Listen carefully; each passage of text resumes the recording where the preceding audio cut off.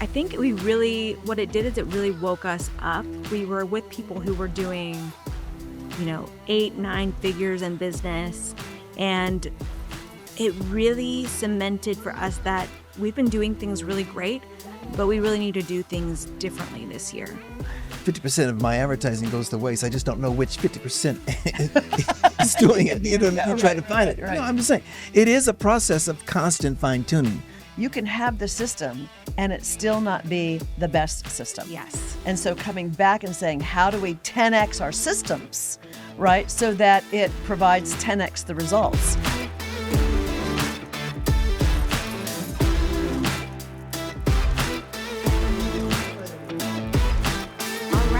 So, welcome back to She Means Millions. We are so excited to be here with you for another episode today.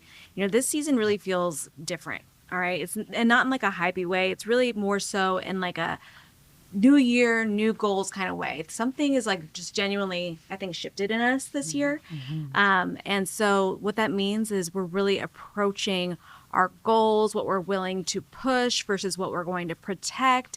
And today we really want to let you in on really what that actually means behind the scenes, not the highlight reel, but just the real conversations that we're having at the office with how we're approaching our goals this year. So I feel like you should probably kick us off, Mom, because the goals are led by our CEO, our fearless leader. Mm-hmm. So do you want to talk a little bit about that? Yeah, so I learned, one of my greatest coaches, mentors, and then ultimately we started working together was Ken Cragen. And Kim knew of Ken Cragen when I met him. Yeah. And because he was a Hollywood legend in terms of being a business manager for some of the biggest music names and brands that many of us probably are aware of, from Kenny Rogers to Olivia Newton-John. Lionel Richie, the Bee Gees. The Bee Gees. Just a whole host. At one particular time, it was 48% of all the number one selling artists in the world were managed by Ken Cragen's office off Sunset Boulevard there in Los Angeles. Yeah, and I met him totally by accident. In fact, Briana was living in LA at the time, and I was looking for every reason and any reason that I could get to LA as an excuse to be able to take her out to dinner and just check on her and see how she was doing and see how I might be able to help her. And I got asked to speak at an event that I typically would have actually said no to. Yeah. And but I said yes to it, and I got there the day before I was speaking.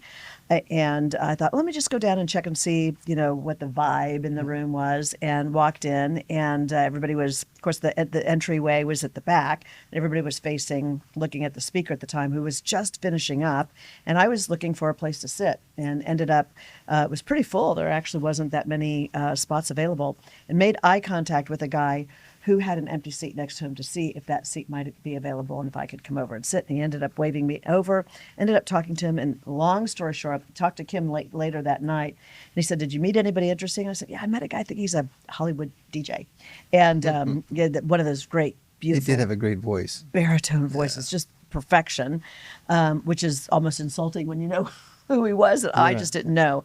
Come to find out, it was Ken Cragen, and that began what ended up being a really, really long, over decade-long relationship until his unfortunate passing. And but he taught me one thing that ties into the goals. It's a story that really relates to goals, because he really taught me about it's easier to do the impossible than it is to do the possible. And I used to say, how is that so? And he said, because everybody's doing what's possible. And so you just blend in. You're very vanilla. It's hard to stand out when you look and sound like everybody else. And he says, what you want to do is the impossible. It's rare air, and people overthink it and think that they've got to do something overly grandiose versus just leaning into what is impossible, just starting 2 feet in, right, instead of, going underwater. And so it had me rethinking, and he's the one that taught me this whole notion of, if you invest a penny a day on day one of a month, and you double it every day for 30 days, at the end of it, you have like $5.3 million, something like that. But if you start on day 0, one day before, and you double it every day, you'll have over $10 million. And he taught me that is exponential growth. That's what exponential growth, that's what what dipping your toe into impossible is. And it changed me forever. And it started with goal setting because we then that year started our goal setting in December instead of January. Like that's exponential growth. When everybody's like focusing on what they're going to do January 1 for the year, we're like, no, we're launching December 1. And we did that this year, like normal. We start in September talking about it. October, everybody brings their ideas. We identify our top 5. November, we start, allocating all the resources. What do we need to do and be and have and invest in and all of that to make that happen? And boom, we are off into the races on December 1, except that this December 1, coming that first week, we had a different conversation after we were done with our goals. Yeah. I had opted in on Instagram to like a lead magnet and then almost immediately got a phone call. And it was like a Friday night and I never answered those kinds of phone calls. And so something possessed me. I'm literally on the couch with Tatiana, my daughter, and I just answered the phone. I don't know why. And I started talking to this person who basically called me as a trigger right after I downloaded that lead magnet. And I was like, is this even a real person? Because, with AI, you really don't know. Right. It could have been an AI robot that I'm talking to. They're like, no, I'm a real person. And the next thing you know, we're having a conversation about why I downloaded that lead magnet. And then I got this invitation to an event. And then I was like, oh my gosh, I'm not signing up for this right now. I need to talk to the team. But I think I came to EGT that following week and I was like, I need to tell you all about And this. EGT stands for Executive Growth Team. Right. Our executive growth team. So that's our executive team, but we call it the growth team. That's right. So Because that's what we focus on. Yes, all things growth. And I said to y'all, this is the most interesting funnel, and I don't know how they're doing this, but I want to learn how they're doing this. So if for no other reason, I want to go to this event just to learn and understand the sales cycle. And their funnel, their marketing funnel really is what it is. And because I'm intrigued and I really think that this is where we need to be. Which really got my attention because you are really aware of how all of these systems and processes work. And, you don't really get triggered very often. Yeah. Right. But this one really, really connected with you. It did. And there were 3 ticket types and I was sharing them with you. And you were like, you need to go all in. Yeah. Yeah, totally. You had to go all in. And you were booked. And get positioned, but I couldn't go. Right, because you were in the studio Yeah. and you couldn't go that day. And then you came to me and said, hey, you want to go? Yeah. So we went and I think what it did is it really woke us up. We were with people who were doing, 8, 9 figures in business. And it really cemented for us that we've been doing things really great, but we really need to do things differently this year and really get more granular and serious about our goals in a way that I don't think we have before. You might feel differently. Oh, no. I agree. And that it's also the power of kind of going away because, we finish here at the office. We're at the office right now. And then when the day is done, we all, go home and get into, you've got the babies and all the things. But we had the evenings. I mean, we were just really, we went out to dinner, we're talking and we're thinking.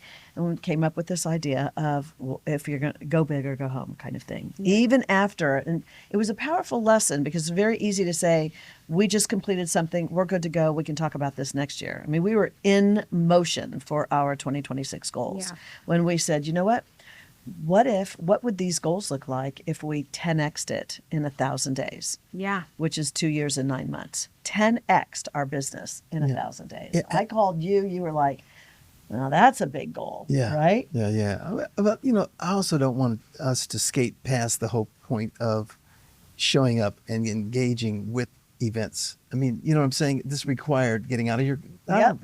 It wasn't a comfort zone for us, we were busy with a lot of things going on. It would have been easy to say no, right? It would have been easy to say no. And I think, and this is where, and it's not talked about a lot, comes every now and then, this is where trust comes in too, where...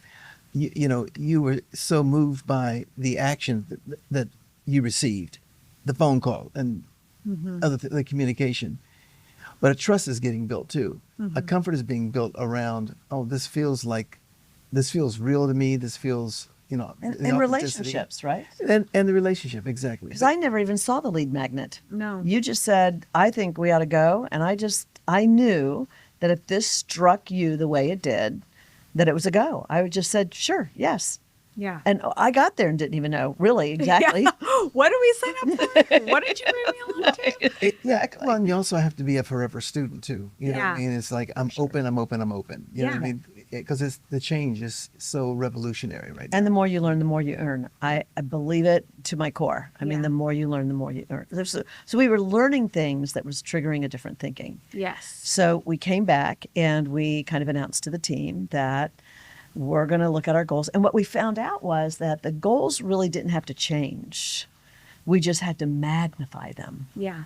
That's what was interesting. Yeah. Like we were on track with what we knew we needed to do in our business. We just needed to amplify them and magnify them at a level that we have never done before. Yes. So to be very matter of fact, our goal is to 10x our business in 1,000 days, 10 by 1,000, which is 2 years and 9 months. 9 months.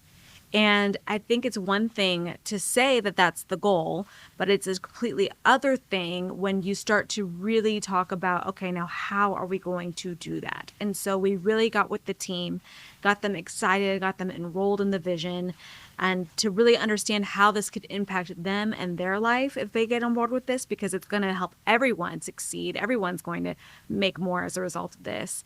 And so what needs to happen at a granular level in order to achieve that? If we reverse engineer this goal, how many managing directors does that need to mean? How many members does that need to mean?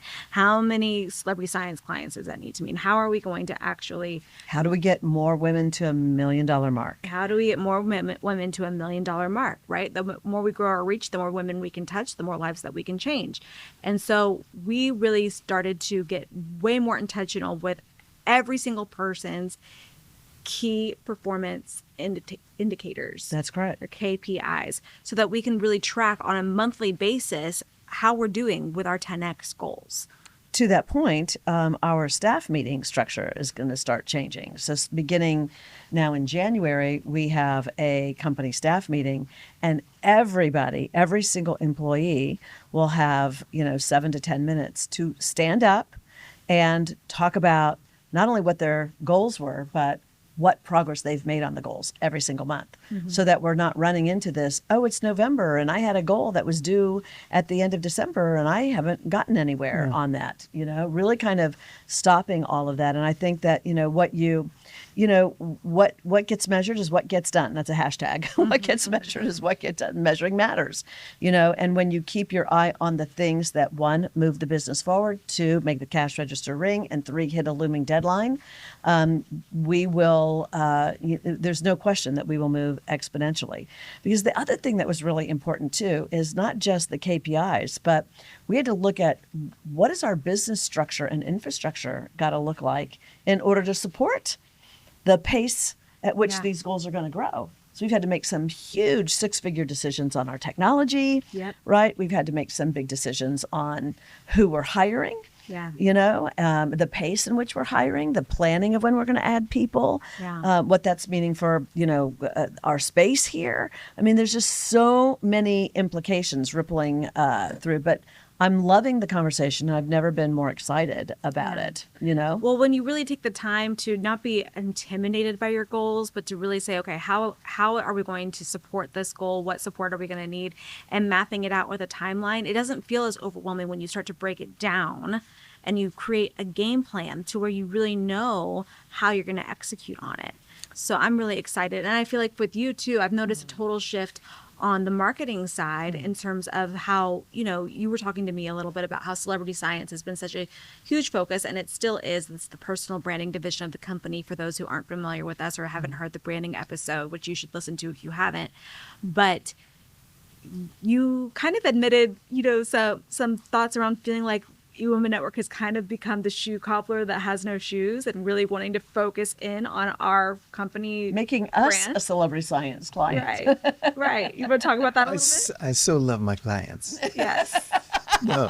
We just want to be one. No, but it is a shift. It is a shift into, first of all, no is not a bad word. And so you've got to know that in the scheme of where we're going and what we're trying to do, there's some things we're going to have to say no to. Yes. You know what I mean? And things that, I really went out of my way to position things for the different people in the celebrity science, when really the value of it was, 2 or 3 times what we were charging for it to help, right? But no, I love eWomen Network. I love what eWomen Network stands for. And so that messaging behind it I've become hyper focused around updating all of our messaging. You know what I mean? Working with you and pulling it all together. But yeah, it's had an effect. Well, and adding 125, having 125 managing directors by this year, we will be on target for our 10x in 2 years and 9 months if we do that. And that made us. Then you said, okay, well, we run ads. We need to look at this funnel right now. The number one way that we're recruiting managing directors is through our Facebook ads. And so if this is the goal, then we really need to make sure that we're driving those Facebook ads. So that budget needs to increase. But before we just throw more money at it, is there a way that we can optimize it? And so one of the things that came out of us really setting this very intentional goal and knowing exactly what we need to how many managing directors we need to bring on to achieve that goal. We know right now, once you start to look at the numbers and really reverse engineer how you're going to do that we need to, right now our conversion from our Facebook ads isn't where it could be. It could be better. We could optimize this better so that we're not just throwing more money at the goal, but we're actually getting better results from the money that we're already putting into it. And so we totally rewrote the Start a Chapter page, which is the page that people go to apply to be able to start a chapter and become a managing director. On our website. So what did we do? We looked at our top performing Facebook ad that's driving the most traffic to that page. And then we started to notice that there's a drop off in the conversion rate of people actually filling out that application. And what we realized is there was a, what's the word I'm looking for? Like a discrepancy? Disconnect. A disconnect. Thank you. There was a disconnect between the copy and the verbiage and the feeling that the Facebook ad had that was driving all of this traffic, and then what they were actually seeing on that landing page. And so working with you. By the way, that's not unusual. I mean, for everybody in business, that is the big gag in all of this. In advertising, it used to be, 50% of my advertising goes to waste. I just don't know which 50% is doing it. You try to find it. Right. No, I'm just saying it is a process of constant fine tuning. Which we're doing. We're measuring it, right? But you see that and this is for anybody. You see that you're getting the traffic, yes, but then when they get to the location, they're falling off. Yeah. Or I'm not getting the numbers that I want to see there. So whatever made the ones click on it, you want to do more of that, right? Right. More of that and pay attention. The problem for most people is how busy we get. Yeah. And we just don't get around it. It just slips by. And all busy you know is the new stupid. Yeah. Right? Yeah, exactly. No, I really do think about before I say busy. I think about that. Took me a year to take that word out of my vocabulary. Because everybody's. It's a Warren Does that mean Buffett. everybody is stupid? No, just the 'Cause people that everybody's are busy? busy. No. Just the people that are busy. No, it's claiming it, right? Right? It's how you claim It's it. a Warren Buffett quote, in Right. fairness. But Bill Gates was the one that made it famous. But busy is the new stupid. Yeah. When you say that you're busy, that doesn't mean that you're really productive. It doesn't mean that you're effective. It doesn't mean that you're efficient. It just means that you're, consuming your, 1,440 minutes in a day and maybe have nothing to show for it, versus being focused and being strategic and that kind of thing. Right. And I think that is the biggest mindset shift for us, is it's that, taking the time to step back and actually look at the numbers and look at what's working and look at where the break is and how can you fix the break and continue to optimize and improve.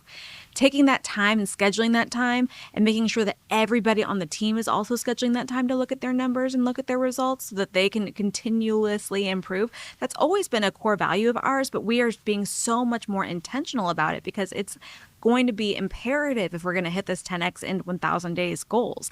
And I'm really excited to be able to announce, we're on target. I know, me too. We're just getting started, but I feel so fired up around how we're looking and how we're measuring because we're taking that time. It is so easy to get so busy with the implementation and the execution that you don't actually step back and think about the strategy and how things are working and what can be better before you just throw more resources or more money or move on to the next thing, or we're just so quick to say, oh, that didn't work, let me just throw that away. And not paying attention to where did it break, right? Yeah. So creating that through line now between the high performing ad, right, to then them coming to the website, Yeah. right, to the now we've seen an uptick actually in the applications, Yeah. right, to then how we respond, the languaging that we use to respond to them to get the first interview set up, right, to then the questions that we ask, right, to then the entire conversion and onboarding process. It had to be completely, they were all elements that existed. Yeah. But they didn't necessarily talk to each other. Yeah, They because you didn't. have different people doing different things. Yeah. You've got a Facebook ads team over here. You've got landing page copywriter over here. You've got the person creating the survey for the application over here. You got the person that's actually setting up the interview over here. The person doing the interview over here. There's so many hands in it that they aren't all working. They weren't working together. In unison. I mean, it was so easy to say, we got the system. I think that's the lesson. You can have the system and it still not be the best system. Yes. And so coming back and saying, how do we 10x our systems, right? So that it provides 10x the results. So we even had to go to, our director that does the chapter expansion, and she had to do an analysis. Well, these are how many people on the month that have been applying. These are how many people that make it to the interview. These are the number of people that come to the second interview. Based on that, these are the number of offers that I make. And then saying, what does that look like 10x then? Yeah, if we want to 10x that, then how many more leads do we need how's to that going to create? impact our system, our infrastructure? Yeah. So now we're already thinking about, she can't do all the first interviews. We got to look at other people to do the first interviews. We've got to do, it's just like retooling, but making sure that everything now really looks like we are arm in arm. We're not just linked. We're arm in arm, and there's a difference, I think. And I'm gonna tell you, communication means more than ever. Not that it ever dropped off, but people, because we can move fast, Yeah. because we can put something in ChatGPT. Yeah. It's really fun. I know initially with ChatGPT, and of course, you say initially. I mean, every day it's like a little leap year ahead. Exactly. But the point that I'm making is that it raises the tide for everybody. Yep. So if you can be writing a message, and if you understand, there are other people doing the same thing, millions and millions of other people doing the same thing. It requires a new level of communication thinking. Yes. You know what I mean? Because you'll get great information, phenomenal stuff back from ChatGPT or whoever you might be It using. all sounds really great. But you have to remember, other people are doing the same thing. And you still have to bring your strategy to it, and you still have to test it. I find that even with copy, because I write a lot of copy or think, well, it's all about simplicity. It's about how simple can you make it. Yeah. You know what I mean? Yeah. So it's phenomenal. It's a lot of... And that's what I think live events are more important than ever. More I think than ever. video. I think podcasting, because there's a trust recession Yeah. going on. Yeah. People don't trust, like even you said, when you got the phone call, is this a real person? Am I talking to a real person? Yeah. Right? I mean, we've had members that have seen our ads, gone to our website, been impressed by the website, then make a phone call, blown away that a real person answers the phone and has asked, is this a bot? Are you really real? And has joined in a place we don't even have a chapter. No presence in that state at all. And she's they're active on our CEO Plus calls every single Monday now because we're real people. Yeah. It's the relationship business. So to your point, that trust, that personal connection, that I love ChatGPT. I love it too. AIs, I love it. But you got to make sure it still represents you. Right? But I've had the experience where I'm working, with a client, one of our members, and they've gone through ChatGPT to write something up because they're applying for a new client relationship with their business. And I looked at it and I thought, even using the ChatGPT, it still missed a lot because what she put into it. Right. All about the strategy prompt, that right? went into it. Right. Yeah. I think that using it as a copywriter is probably the lamest way that you can use ChatGPT, honestly, because it's so much more robust than that. It's really not meant to be a copywriter. Like, no one can replace your voice. It can certainly help you and give you a head start. But I think that the most underutilized area of ChatGPT is to really use it as like a thought partner, where you're really using it to help you identify the things that you can't see. So for example, when we're talking about this whole new started chapter, kind of realization that our ad copy and our landing page copy weren't speaking together, we actually took that landing page and we pasted that URL in ChatGPT, as well as the highest converting ad. And I just asked it to audit the two. And where's the gap? Where's the breakdown? We're not seeing the conversion that we want to see.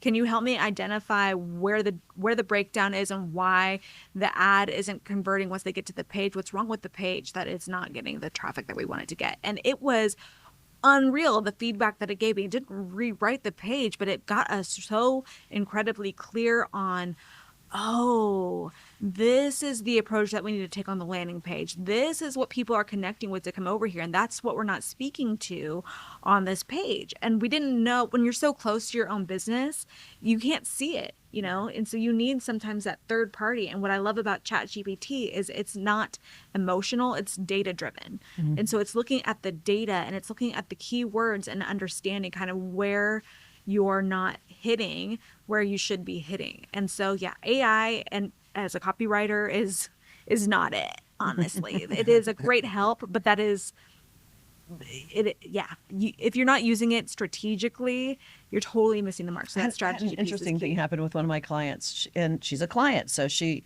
obviously likes me, and I like her back. I mean, I fall in love with my clients, and so she started using ChatGPT, and she said, "I just love the way you talk, Sandra, that I asked ChatGPT to do something in your voice." Yeah. And she said, I got it. I absolutely loved it. And I memorized it. And someone said to her, "You sound like Sandra Yancey." That is hilarious. And that's scary too. That's scary. And that wasn't a compliment to her. She was losing herself. Yeah. Totally. And her developing her message and her brand and her likeness. And people are looking for the real you. Yeah. Not the artificial you, not the Sandra version or some other version of you. Yeah. Right? And so it's scary to me how easy people can say, "Oh, did you know you could sound like Oprah or you could sound like whoever?" And the next thing you know, and then they meet you. And then there's a huge disconnect between the person that they thought that they were connecting with and who you actually are. And then that all backfires. Talk on about you. Trust recession. Yeah. That just makes people recede from you. Yeah. Yeah. Mm-hmm. Yeah, it's amazing how this is influencing and changing everything. And you're right, Briana, I couldn't agree with you more about it being a partner, a great co-pilot, so to speak. Yeah. Yeah. You know what I mean? That's Yeah. a great metaphor. It is. Yeah. Yeah. I mean, this season, it really feels different. And I think all of these things are playing into it. And I see no reason to drag it on any longer than we have. Yeah. Can I just button it up in one thing? Yeah. And that is, I think it's important that, we have, you identify your top 5 goals. I mean, I've run a multi-million-dollar global business for a long, way over, 20 years, and eWomen Network. And we've done it with 5 fundamental goals every single year. And there's only been one year that I can recall where we actually had 4. We were so laser focused, but 5 goals. And that can feel really overwhelming. It sounds really good in December, and then January comes and you're like, oh my God, 5 goals, where do I start? And the truth of the matter is you have to take those 5 goals, then you reverse engineer it. Now you start to map it on your calendar and say, okay, so now I need to put these into quarterly chunks, these what I call quarterly benchmarks. Like, what do I do first? What needs to be done? Then within the quarter, obviously, now you've got 3 months. You need to know, what are my monthly milestones? What do I have to do in January versus February, so that when I get to the end of March, I can say, I did it. My quarterly benchmarks are done. Now you've got your monthly milestones. Then you turn your months. You've got 4 weeks in every month at least, and some months actually have 5 Mondays, for example. And the next one is in April, I do believe, and it's scary that I know that. but that's because I measure my weeks. You need to know, once you have your monthly milestones, what are the weekly benchmarks? What are the things you have to do in week 1 versus week 2 versus week 3, so that when you get to week 4 of the month, you're like gliding into it with grace and ease, because you've got it all together and you're not going, oh crap, I had this monthly goal and I haven't even started it yet. And then those weekly deliverables get broken into your 3 priorities. So what are the 3 things you do every day for 5 days, 15 things a week, right? Monday through Friday, that are so meaningful. They drive the business forward. 1, 2, they make the cash register ring. 3, they hit a looming deadline. And I'm telling you, as simple as that sounds, it's a little bit harder to get into that cadence. But once you get into that cadence, you will see that your business becomes pretty simple to manage, right? And easier for you to lead others. So the trick is to manage yourself and lead others, and that's the formula for doing it. And we have to do this in another podcast. We've got to talk about when you know everything you're supposed to do and you're not doing it. Yeah. That's a whole nother thing. Yeah. There's some things that we need to talk about and share. Sabotage, how we self-sabotage. Just, I don't care who it is. We all run into this. I know where I need to be. I've got the opportunity to do it, but I didn't do it. Yeah. So that forms a whole different question. Yep. Is what's going on, what's really behind what fuels your energy and your passion for what you do. It's so true. I literally just met with one of our clients yesterday who was having her conversion boost review that I host after my AI Edge is over. We have these conversion boost reviews where we look at what they implemented at the AI Edge about 6 weeks later so that we can see how it's converting. And the AI Edge is your program. The AI Edge is my program where we spend 3 days building out an end-to-end funnel and using AI to help us do it efficiently and really well. And so 6 weeks after that, after we've completed the funnel and it's been running for a while, we want to look at the metrics and see where's the break, how can we optimize this, how can we make it better, because you're going to constantly improve. It's what we preach here, and so that's what we do with the clients. And what was so interesting is my client said, I actually didn't launch it. What? Mm-hmm. I know. And she said, the hardest part for me is showing up for, and holding up my camera and creating content and spreading the word about it. And I just said, well, that's a personal decision. What do you need to do to eliminate that resistance? Because if you're telling yourself, if you're feeding yourself that story, then you're never going to move past it. It's really just about making the decision. You have all the tools you need at your fingertips in this phone. You have the camera, you have the editing tools, you even have the support to help you with the editing. You don't need to do it yourself. So you have everything. It really is just about you deciding what's important. Same with like your personal goals. I just got on a big health kick and I'm like, no, this is my year that I'm going to get back into being the proudest of myself that I've been in years.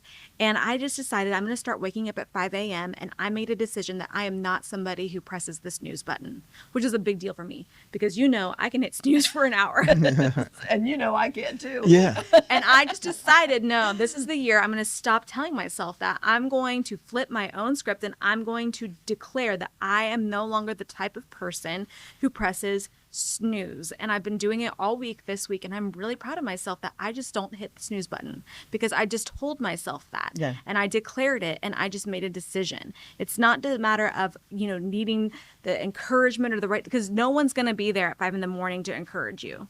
My husband is certainly not encouraging me to not hit the snooze button and to get out of the bed. You have to be able to root yourself on to make that decision for yourself. And the same goes for business. Yeah. And I want to build on this a little bit. Like one of our favorite places when we want a burger or something like that is In-N-Out Burger. Yeah. Okay. Well, over by In-N-Out Burger, there's a Burger King, there's a Wendy's, there's, other burger joints. They have no line.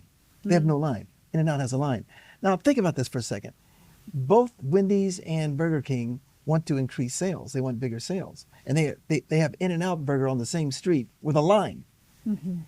How hard is it to figure out, I better make sure I understand how they're doing their burger and look at what we can do to improve our burger and create raving fans. Yeah.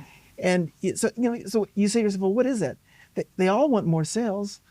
What's blocking it? The app, doing it, the application, putting in the right kind of work, the right kind of grit to do it. Right kind of culture. Right kind of culture. I mean, all these things play into it. I'm just saying, when it comes to what we're talking about around goal setting, listen, you go onto the internet and you put in, help with goal planning. There'll be a proliferation of goal planning ideas, strategies, and all that.